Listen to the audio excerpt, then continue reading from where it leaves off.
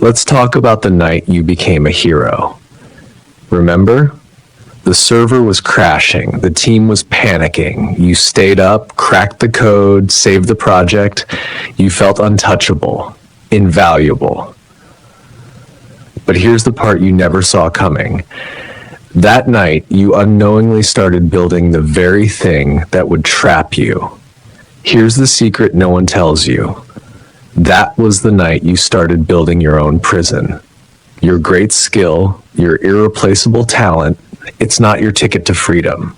It's the data point the system uses to calculate the exact weight of the golden shackles it needs to keep you. Think about that. The more useful you are, the more dangerous you become. Not to the company, to yourself. Because the system's number one job isn't to reward brilliance. It's to manage the risk that brilliance creates. Quick question. Be brutally honest. The absolute best technical wizard in your company, the one nobody can replace, where are they in 5 years? A, promoted to leadership. They earned it. B, paid a fortune but stuck in a technical role with no real power. C, carefully contained in their lane because they're seen as a single point of failure. What if I told you there's a fourth option you're not seeing, and it's the one the system plans for them all along? Drop your guess below. I'll show you why the system's answer is colder than you think. We're sold a beautiful lie. Be so good they can't ignore you. It's the meritocracy dream. Work hard, be amazing, and you'll be rewarded with power and freedom. The system runs on a different operating system. It doesn't see amazing, it sees liability. Let me give you a real example. In Silicon Valley, an engineer, let's call him Alex, solved a 3-year-old architecture problem that was costing millions. Huge win. The CEO gave him an award. At the exact same time, in the HR risk software, another flag was raised. It didn't say, "Great job," Alex said. "Critical. Single point of failure identified. Employee Alex. Action. Initiate contingency plan. How do we run if Alex gets hit by a bus tomorrow?" Your greatest triumph isn't logged as success. It's logged as vulnerability exposed. You didn't prove how strong you are.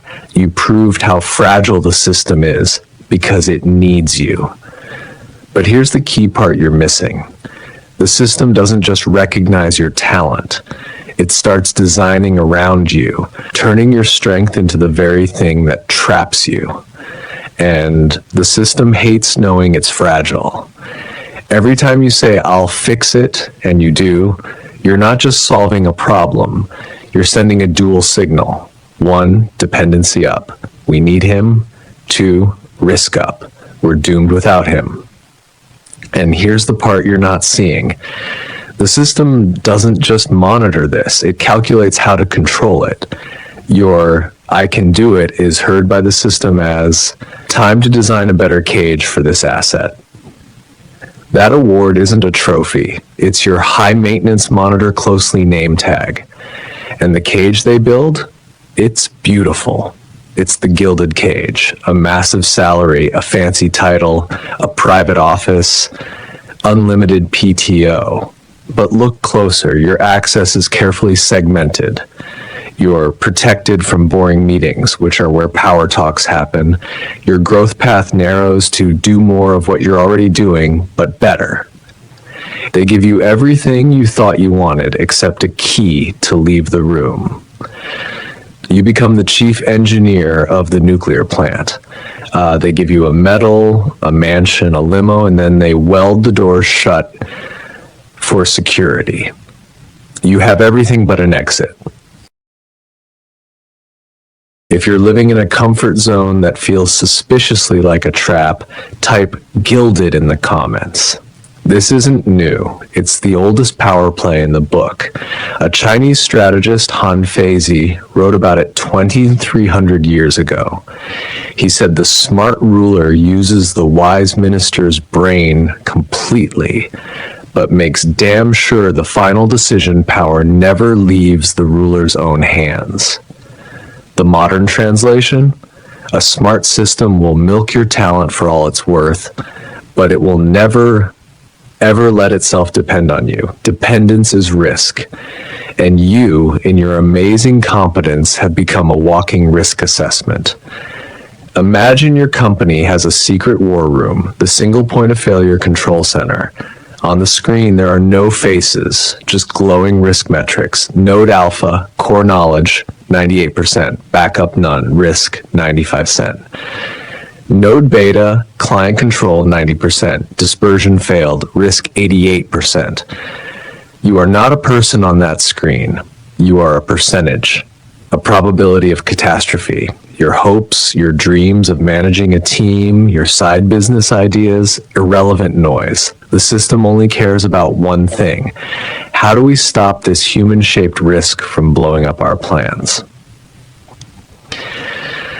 I know a story from Wall Street. A quant named David made billions with his models. He got $10 million a year.